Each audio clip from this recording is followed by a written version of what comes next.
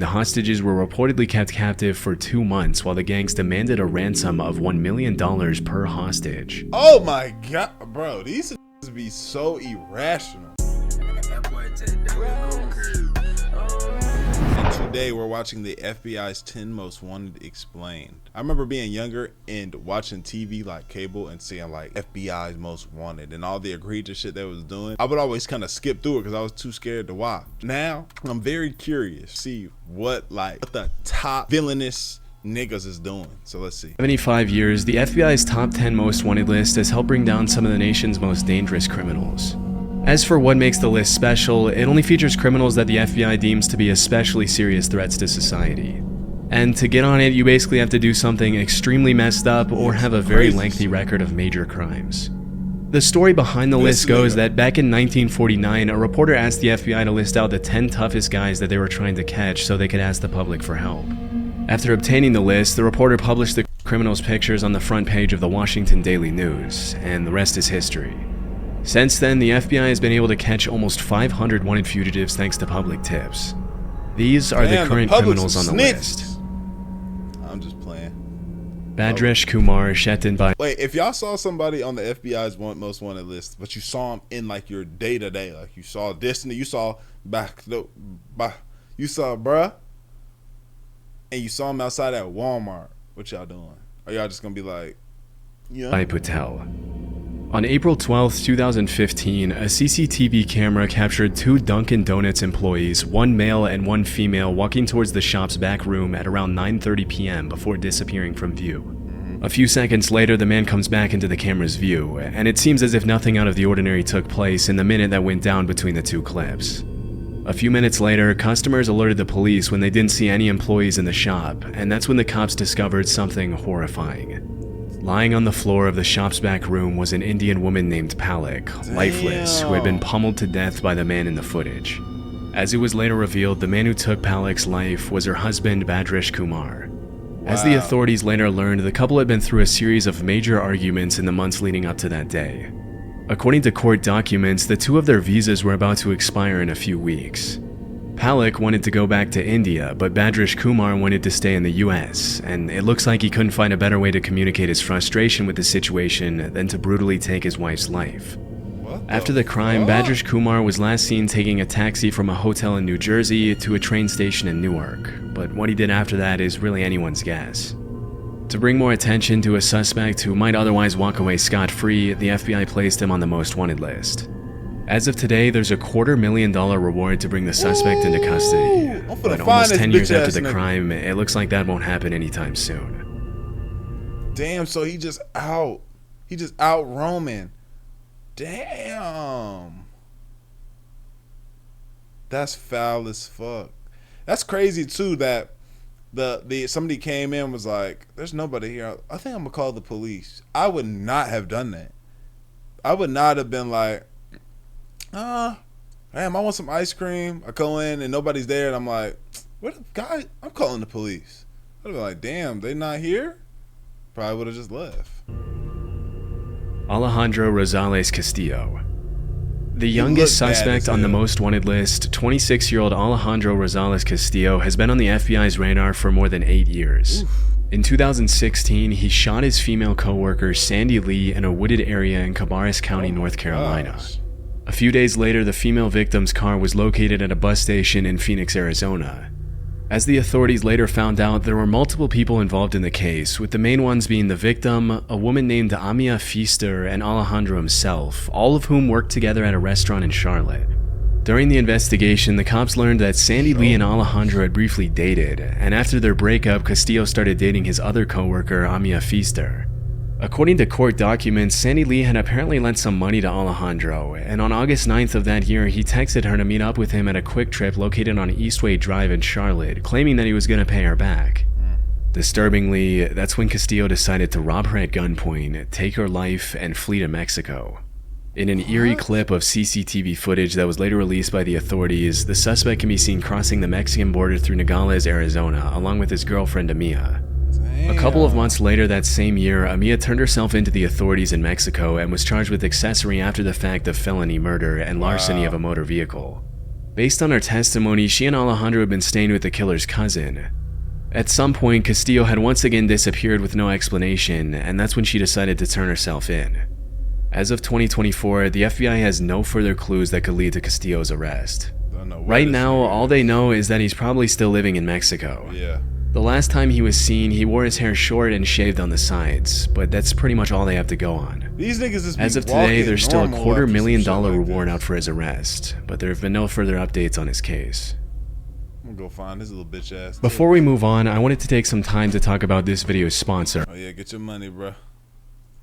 2016, the Bulgarian entrepreneur Ruja Ignatova stepped on stage in a beautiful red dress at the Coin Rush global event in Wembley, London to talk about her vision for the future of her crypto company OneCoin. Okay. During the presentation, she claimed that in 2 years, everyone would forget about Why the fuck Bitcoin and that flames and some more shit got to be at a crypto convention? I would have known this was a scam. OneCoin would dominate the crypto world as the one true cryptocurrency. It's hard to imagine that any of her excited, applauding investors knew that they were stepping into what was later described by the New York Times as one of the biggest scams in history. For several years, Ruja, or the crypto queen as she's known nowadays, promised her buyers a 5-fold and even 10-fold return on their investment in OneCoin. Normally, these kinds of claims are an immediate red flag, but because the entire world was scrambling to get on the crypto action, a ton of investors jumped at the opportunity without thinking twice, resulting in a massive OneCoin buying frenzy. Wow. Between 2014 and 2016, OneCoin raked in more than $4 billion from unsuspecting investors, with more than $50 million coming from investors in the US. Oh my god. As the investors learned when they bought into OneCoin, the company was pretty much a pyramid scheme in which they were rewarded for recruiting their friends to buy it as well. Bro, I remember being a part, like somebody trying to get me to be a part of those. My partner, he was selling Amway, and I remember he was like, we was like 17 too. We posted, he like, yeah, bro, come to the house, bro. You want to make money? Like, we gonna learn how to do this shit. They're my close partners too. Pull up to his crib, bro. It's a fucking meeting with grown adults and some more shit. I'm like, yo, what are you doing in here, bro? Nigga talking about selling knives and shit. I was like, I ain't gonna lie, bro, that's not for me. I'm not gonna lie, and I never got into it. For a while, the shady multi-level marketing model seemed to be working for Ruja. However, in 2016, a lot of her investors started complaining that they were really struggling to sell their OneCoins and that they didn't see how they'd ever recoup their investments. Word started to spread online that OneCoin was a scam, which drew the attention of the media as well as federal investigators. Unfortunately, it was a little too late by then. Less than a year and a half after her presentation in Wembley, Ruja got on a plane from Bulgaria to Greece and was never seen again. Damn. Disturbingly, living good. During the investigations, a bunch of really messed up emails written by Ruja were leaked by federal investigators in which the crypto queen made it more than clear that she knew she was scamming people out of their hard-earned money from the very start. In some of her emails, she admitted that the company wasn't actually mining any coins, that her coin was trash, and that her investors were idiots for trusting her. Oh man. In one of her emails, she proposed an exit strategy to her partner Carl Greenwood, which consisted of taking the money, running away, and blaming somebody else for the whole thing. During the investigation, Carl ended up pleading guilty to wire fraud and conspiracy to launder money, for which he was sentenced to 20 years in prison. Oh! As it was later revealed, the FBI had been onto Ruja long before she fled from Bulgaria, even recruiting her American boyfriend to look into her company's practices for them. After learning about her extremely sketchy business practices and her grand scheme to steal billions of dollars from investors all around the world, she was charged with wire fraud, money laundering, and securities fraud. This promptly landed her a spot on the FBI's most wanted list, becoming only the 11th woman to earn that distinction. Wow. Looking into her past to find clues as to what could have influenced Ruja to do something so nefarious, federal investigators found some pretty interesting stuff. As it turns out, Ruja was fluent in 4 languages, was extremely intelligent, once had a job at a high-ranking consulting firm, and had been obsessed with fashion and maintaining her image from a very young age. It was only with the benefit of hindsight that prosecutors were able to clearly see how she used all these qualities to carry out her malicious plans. Yeah.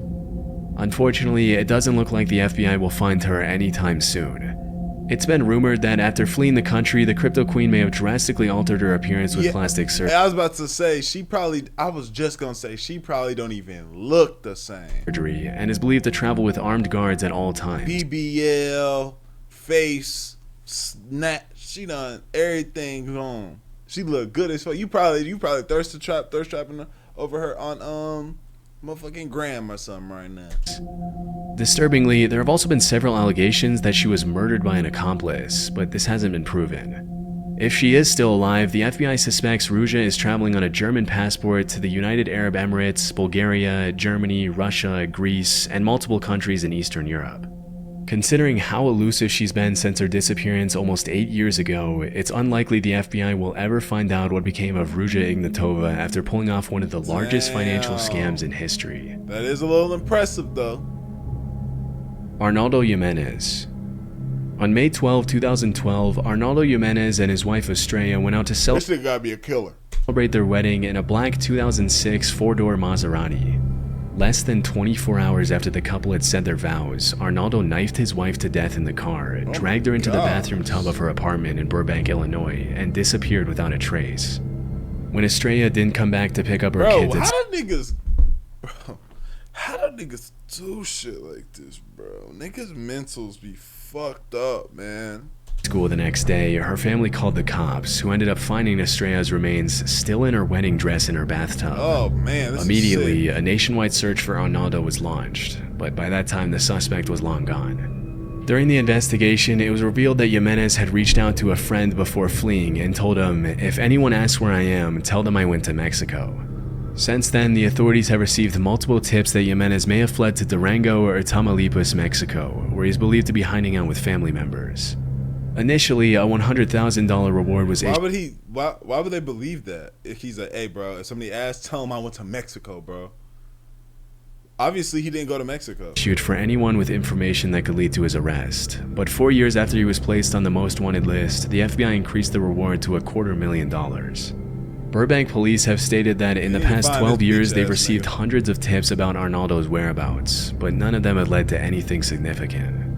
After the crime, investigators traced his phone and determined that he had traveled from Chicago to Tennessee, then to Arkansas, and from there to Hidalgo, Texas, very close to the Mexican border. They were unfortunately unable to determine where he went after that. Police have also revealed that the car in which Arnaldo carried out his heinous crime was never found. If the suspect is ever caught, he'll be spending the rest of his life in prison for first-degree murder and unlawful flight to avoid prosecution. But based on how things have played out since the last time he was seen, it's unlikely Arnaldo will ever pay for his atrocious crime. He paying in some way. Vatel Ominis. Oh yeah, I wouldn't even trust this nigga from the jump. As the leader of one of Haiti's largest and most violent criminal gangs, Craze Barry, Vatel Ominis, which do not let his name fool you, he is indeed not innocent, has terrorized the region for years, earning a spot on the FBI's most wanted list for his role in a string of brutal kidnappings and murders. In October 2021, he collaborated with the notorious 400 Mawozo gang to carry out the high-profile kidnapping of 17 Christian missionaries in Haiti. Ooh, Disturbingly, 5 of the kidnapping victims were children, one as young as 8 months old. Held at gunpoint, the hostages were reportedly kept captive for 2 months while the gangs demanded a ransom of $1 million per hostage. Oh my god, bro, these niggas be so irrational. When they got what's that dude's name? When they got Arab Uncut, they was talking about big money like this nigga was just a fucking man or some shit. Bro, damn. $1 million per? It was only after an anonymous donor paid an undisclosed sum to Craze Barry and 400 Mawozo that the missionaries were finally released. Based on court documents, Innocent and his crew ended up spending the ransom money on weapons. That same year, the Haitian president was assassinated, which caused Innocent's influence to grow exponentially in the chaos that engulfed the country. In the aftermath of the assassination, Craze Barry claimed new territory. Bro, I don't know how this gonna sound, but like, bro, certain places, like, I would never go. Niggas said, let's go to Haiti. No. Not going. A lot of third world countries I'm not going to, bro. Like, unless there's somebody from the third world country, like somebody big with influence, like a politician or somebody that's like, yo, come down, come see. Because I want to see it. It's nothing against the people or the way it looks. Because I want to see everything. I want to be it. I like culture. But I also not trying to get kidnapped. I'm not trying to get killed, stabbed with machetes and shit. Feel me? I'm trying to make it back home. So I gotta I'm only going to go when I got real native niggas there. I'm not going to Haiti though, because they kidnapped everybody and cut with a Haitian nigga, with a native Haitian nigga. So give me him. We gonna lock his ass. And expanded their ranks quicker than the cops could even keep track of. In 2023, Cranesbury boasted an estimated 600 members, many of whom were young children who were involuntarily recruited to serve Innocent's criminal organization. Almost exactly 1 year after the kidnapping of the Christian missionaries, Cranesbury kidnapped 2 U.S. citizens under Innocent's orders, Marie Odette Franklin and Jean Franklin. Unfortunately, one of the victims did not survive, while the other was held for a $300,000 ransom. Somehow, Innocent still managed to walk away scot-free. In April 2024, CNN released an interview where Innocent brazenly showed off his luxury home, which sticks out like a sore thumb in the extreme poverty surrounding him. Surrounded by gold-rimmed couches and chairs, Innocent explained to the reporter, why does he live like this? How he came to power. In the interview, he shamelessly blamed Haiti's corruption on the country's politicians, refusing to take any responsibility for his own actions. Interestingly, he also alleged that before becoming the leader of Cranesbury, he had once owned multiple legitimate businesses, including a hotel and a rental car company, but said his companies were destroyed by the government. According to multiple crime analysts, Innocent was once a political Shit is probably true. activist before he turned to violent crime to maximize his influence. Back in the US, Innocent is wanted by the FBI for an insanely long list of crimes, including kidnapping for ransom, theft, murder, assault, vehicle theft, and destruction of property. There's a $2 million reward for information leading to his arrest, but with powerful connections and an armed gang, it'll be pretty tough to ever bring him to justice. Yeah, that nigga's gonna live the rest of his life as a Haitian warlord. Omar Alexander Cardenas.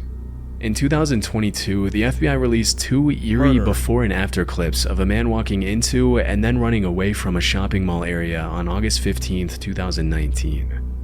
The man seen in the video is 29-year-old Omar Alexander Cardenas, and let's just say that he didn't exactly go shopping in the time that elapsed between those 2 clips. You can never tell, bro. This is the thing, like, bro, if you can carry a gun, bro, carry one, bro. For real. You can never tell a bitch ass nigga, bro. I wouldn't have been able to see, tell, I would have looked past this nigga. But guess what? Once I heard some bullshit going down, y'all hear this? That fire right there would have took him straight to the Lord. After disappearing from the camera's view, Omar walked up to a man standing outside the Hair Icon barber shop at an outdoor shopping center and fired several rounds from his semi-automatic handgun at his head, killing him instantly. Oh, Immediately after committing the crime, Omar fled the scene a little after 4 p.m. as he can be seen in the eerie FBI footage. A suspected member of the Pierce Street gang in Los Angeles, and often going by the nickname Dollar, Omar is suspected to have fled to Mexico to seek refuge among his relatives. In September 2021, a federal arrest warrant was issued for the suspect after he was charged with murder and unlawful flight to avoid prosecution. Oh, they gang members? Both of them was gang members? Thanks to which he was pinned on the most wanted billboard. Even though he committed a brutal crime pretty much in broad daylight and didn't exactly shy away from the cameras after doing it, the cops seem to know surprisingly little about Omar. The only things they really know about him are that he's around 300 pounds, 5'6", good. 5'6", 300. Wears thick prescription glasses, has at least 1 tattoo, and is considered armed and dangerous. Which alone is hardly enough to track down a criminal who's crossed international borders to flee prosecution. With time, I've seen about 7 of them type of niggas that look like that today. Hopefully more information will surface leading to his potential extradition and arrest. But for now, it looks like Omar will remain a most wanted criminal. How a nigga like that get Yulan Adonai Archaga Carayas. Back in the 80s, a gang known as the Mara Salvatrucha was set up to protect Salvadorian immigrants from other gangs from that picture, he didn't look like he played no games in the Los Angeles area. Fast forward a couple of decades, and the Mara, or the MS-13 for short, had become one of the most brutal and violent criminal organizations in the world. I'm not saying nothing Nowadays, bad about that. MS-13 has a strong presence in El Salvador, Guatemala, Honduras, Mexico, the US, Canada, and even Spain. They engage in all kinds of criminal activity, from drug trafficking, human trafficking, extortion, murder, and racketeering, often using extreme violence to maintain their influence and control. For many years, a man named Yulan Adonai Archaga Carayas operated as the head of MS-13's criminal activities in Honduras, providing support and resources to the gang in Central America and the US with firearms, narcotics, and loads of cash. Often operating under his alias Porky, Yulan is wanted by the FBI for trafficking multi-ton loads of drugs through Honduras to the US and for the killing of several rival gang members. Among Porky's colorful criminal charges, you'll find everything from murder to racketeering conspiracy to drug importation to possession of machine guns. Even though he's only around 160 pounds, Yulan is considered one of the most powerful men in Honduras, as the MS-13 gang has had the country in a chokehold for years. The most shocking part of the story is that at one point, Porky had already been apprehended by the Honduran authorities and was even taken to a courthouse for a hearing on charges of murdering 2 Honduran prosecutors.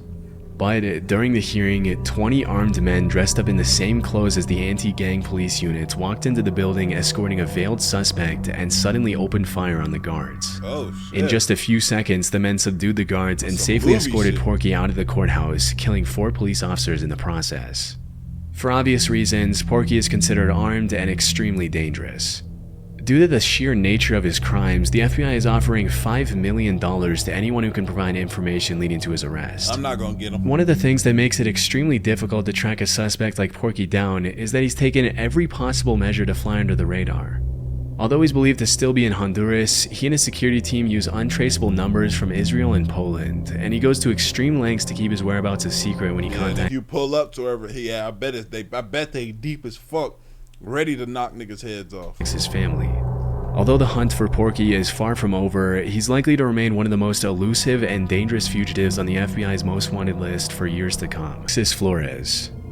One seemingly peaceful afternoon in July 2000, 5-year-old Ariana De Jesus was playing on the street in Philadelphia with her sister and friends when her mom went out for a quick trip to the store. When her mom came back, she started living every parent's worst nightmare. Ariana had been taken by a suspicious man. Immediately, her mother reported her missing, triggering a citywide search for the 5-year-old girl. In a desperate effort to bring more attention to the disappearance, Ariana's family and friends covered every neighborhood wall, light post, and stop sign with flyers and missing posters, but nobody had any clue what had happened to the little girl.